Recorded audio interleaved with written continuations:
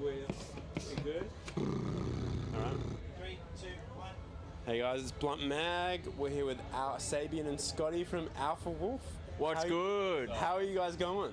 Great. Hot, humid, weird summer weather, but besides that, great. Such weird summer weather. Right? Isn't it? It's just like not This ain't Australian. normal. And I've This been is talking not to normal. people, because I'm from Perth, and I've been talking to people about this weather. In Perth, when it's summer, it's hot. Like, it's dry heat. But it This is ain't a whole this, other... bro. Yeah, I'm with How was it getting Tasmania?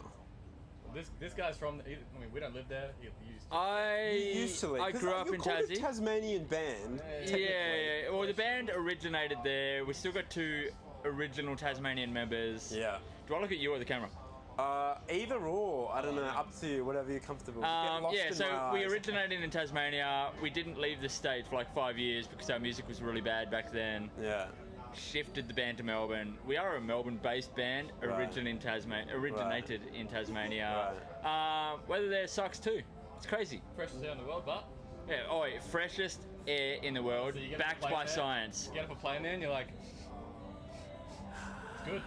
Like you feel it. Like you Honestly. can taste the toxins in Sydney, Yeah. not in Tasmania.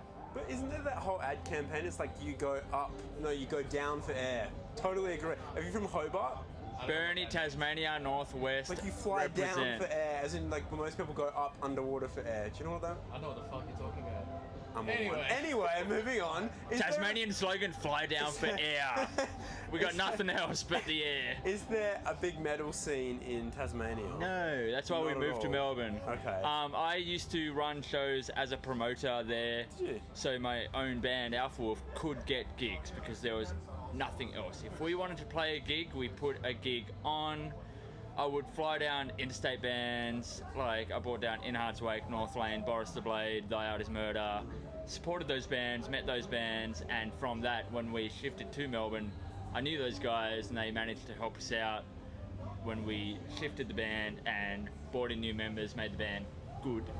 And yeah, just like the whole networking process, but in Tasmania, it was bad back then, it's getting better now. Bands are popping up and bands are traveling there a lot more now, which is great. We'll make our way down there soon, I'm sure. And yeah, But it's just it's fully waves. Yeah. When I grew up, when I was a teenager, huge. When I started the band, bad. When my band got good, huge. Interesting. But like when you eventually shifted the band to Melbourne, what was the process of like finding the band members like? Like how long did it take to Great get? story, man. It was like this weird thing because I would always travel to Melbourne for festivals and to go to shows, to see bands, to meet people. And the music culture in Melbourne was always so great that we always knew in our mind that we had to relocate the band if we wanted to pursue this. And myself and John, we always had that passion there to push this band as far as we can. And that didn't resonate well with everyone. Some people had great jobs, whatever going on in their lives, and they couldn't commit as hard as we wanted to commit. And we found people like Scotty and the other guys that had the exact same mindset as us, to sacrifice everything it took to push this project, this band, as hard as we could. And, you know, we found Scotty, we found Lockie, we found Mitch, and we all have the exact same mindset to push this as hard as possible. I found Scotty because our local emo nightclub used to host cover sets all the time. Whereabouts is that? Which nightclub? Bang. Shout out Bang. Yeah, I'm familiar. I don't even know how it originated, but they put out the feelers for a Parkway Drive cover band. So I used to kind of run the cover night. This is before you ran them. This is before you were big CEO of cover bands. Was it before that? Yeah. Because Jerb hooked it up. That's true. Yeah. That's true. So I think they made a status or an event post or something saying we need a Parkway Drive cover band. And I would have replied within 2 seconds. I was like, that's me. Tag me in. Killing with a Smile on Horizons 10 years. Killing with a Smile. 20 years? 10 years. I mean, this was 10 years ago, so Oh shit, yeah. yeah. And yeah, I would have replied in an instant being like, that is my calling, this is my favourite album, my favourite band, I need to play guitar. This guy played guitar too, didn't know him. Right. And Alpha Wolf needed a bass player for a tour. I asked the bass player of this cover band if he wanted to do it, and he's like, nah, I'm good. Shy old Scotty in the corner's like, I'll do it. And I was like, Huh? That's Messaged funny. my singer and I was like, hey, this weird guy, you can look him up, his name's Scotty. He said he wants to play bass, and John was like, it seems a bit, yeah. And I was like, well, what other option do we have? We got to do the tour, we need a bass player. So I guess we're taking him. Wow. And you've So- stuck till then. When was that? What year? That would have been 2015. Whoa. And I'd booked us like a 20-day tour across the East Coast, Nice. playing to 10 people a Unheard of night. at the time. Unheard of, but we had that hustle and drive to want to do this. So I was just booking us everywhere I possibly could. We dragged I this. saw that on my 20-day tour. Yeah. Yeah. I dragged this I'll do motherfucker that. into the van. He did not know any of us. We'd done a cover set together, and we're like, yeah. I mean, he hasn't tried to fight us. He's not racist. What were you covering? What kind of bands? We were covering Parkway Drive. Just Parkway, just Yeah, completely. that's- Wow. We just met him, done a couple rehearsals, and it was only me. So I had to swear to my other boys that this guy was legit. Like, we can take him. He's probably not going to fight us. He would just sit in the back of the van, be quiet, listen to his iPod. But he'll fill the role. And And we he did. got along really well. And we're like, hey, Here we are. join the band and play bass. A year goes past, we're like, you're too good at bass. Join on guitar. Write all our music. 9 years Do later.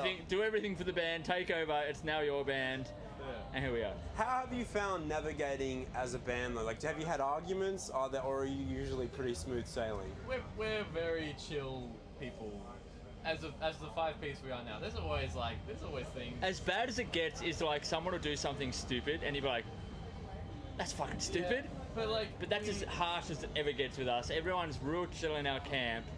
we tour enough that you know when someone's having a bad day that you just kind of let them be, and they're having a bad day. They're gonna play the show. Might be bad. It's fine. And then the next day it's chill, and it's just like knowing to give people space when they need, when you know they need the space. And Don't poke the bear. Yeah, don't poke the bear. Yeah, just let them have their fucking time they need, because we tour a lot and it's not easy all the time. That's fine. And then let them have their day, and then the next day it's usually chill. But if they do something really stupid, you just say, that's fucking, you're a dumb cunt. And they're like, oh, he said it. Yeah. I guess I won't do that again. It's like as rude as it gets in our camp. We're very chill people. That's nice. It works. That's Yeah. cool. So you guys toured with Fit for a King recently? Who's that? Many times. Many times. How many tours have we done with them? We brought them to Oz. US the first time. We done a mule with them in Europe when we met them. I think we toured with them 5 times. Whoa. Europe, yeah, 4 or 5 times. Unreal. Yeah. That was the response been for your band overseas so far? Like, do they embrace it as heavily as Aussie audiences? Yes. That's Really? why we're never here. Right. What place has gone the hardest, would you say? US of A. America. Where in America? Is there a specific city? America. Dude. There's a lot of. There's it some changes. sleeper cities. Yeah, it changes tour to tour. I'd say like Florida and Baltimore fuck, goes please help me out. hard. Yeah, Baltimore. Chicago's mental. Chicago's great. Like we flew there the first time touring there, expecting Los Angeles and New York to be amazing. But I think they get so much that they sleep on a little bit, and we go to these cities we've never North heard Carolina of. or Yeah. like, We go to fucking- cities we've never heard of, and it is mental. We're like, Yeah. we're gonna tell our friends to come here because Yeah. I mean, our band is kind of, I don't want to say bass, but we're very like American metalcore-y. Like we're in that world, so they kind of get what we're doing. I don't want to say more than here, but the more we're away from Australia, the bigger it gets for us here. And yeah, America just gets it. It's great. So on that topic, how have you found Aussie audiences' response on this tour for good things? Has it been sort of Look, slipping on an old shoe, or I have this what is thing it? where I feel like, in the least rude way possible, Australia pays more attention when your band goes overseas and comes back. Something flicks a switch like, oh, they've toured Europe, or this band's toured US, they must be good. I'm gonna go check it out. But when you situate yourself in only Australia, do Australia 2 or 3 times a year, and they see your name all the time, they're less inclined to go check it out. But once you make the leap and do an international tour, they're like, oh, they must be doing something good. I'm gonna go check it out. And if you are doing something good, which I feel our live show is, it just grows from that. But it starts from One thing, the camera, the shoey thing has to end.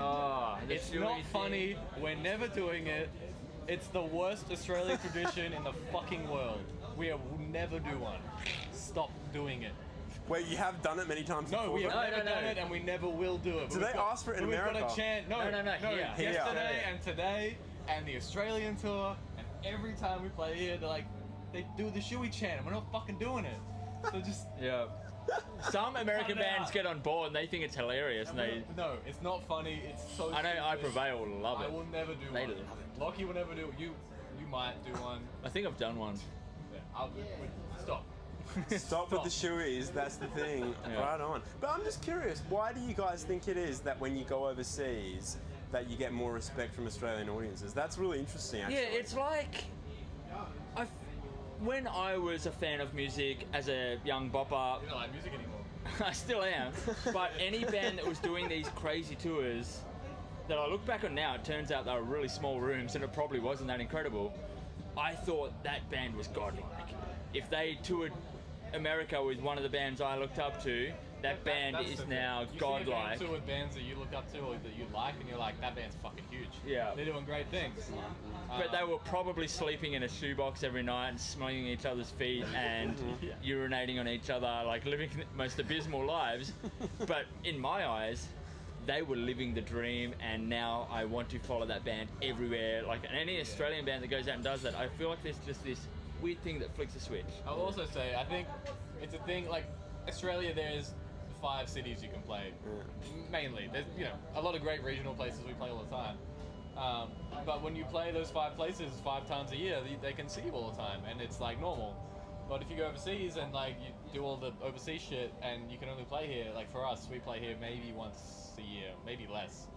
So then they kind of, people kind of look at that and go, oh, the band, they don't play here much anymore, I should go see them. Yeah. And the fact we tour overseas so much, we're a better band in general. The 5 of us, we play well because we tour so much. That's also another Yeah. fact. When you do a 30-day back-to-back tour in Europe or America, you start to gel really well with your band members. You play better, you perform better, and the performance becomes better because it's practice. You're playing 30 shows back-to-back in 1 month. You don't get to do that in Australia. You'll play 5 to 6 shows on a tour and not tour again for another 6 months. And you lose that unity within yourself and band members. And Unity TX, shout out. Bands that are only touring Australia, you're going to play 5 shows here, 5 shows there, and they're spaced out so far apart that every time you hit the stage with your band members again, you kind of forget how to gel with them, it's awkward. But you can do that for 3 shows in America or Europe, and then the next 20 shows, you've got it down pat. You are dialed, you're an absolute unit of a band, and the amount we tour, we just got that dialed. And I feel like when we get to bring that performance back to Australia, everyone's like, whoa. Yeah, That's what's up. the first time we did it, we came back and people were like, "You're better." We're Yeah. like, "Yeah."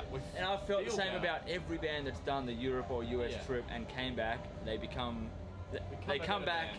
a better band. Straight up. That's really interesting, actually. Yeah. That's really interesting. If you're playing It makes 30 sense, shows though, in a 'cause, month, Yeah, it's For grafting. one, we hate rehearsals, for one. Yeah. We're really bad at we will go to a rehearsal spot and play our show once and go, cool, it works. But like rehearsal to a stage is you can't relate to that. It's different. There's people and whatever. So like, yeah. Any advice for younger bands is fucking just go overseas and play more shows because or treat your rehearsal like it's a show and but do we it. used to do that and it's not the same because not, things go wrong. Banter as well. Yeah. Spend all your money on international tours, even though they might suck at first, It's and not- you'll get better. It's not the same thing, and it will never be the same thing. You Yeah. just have to play live. Like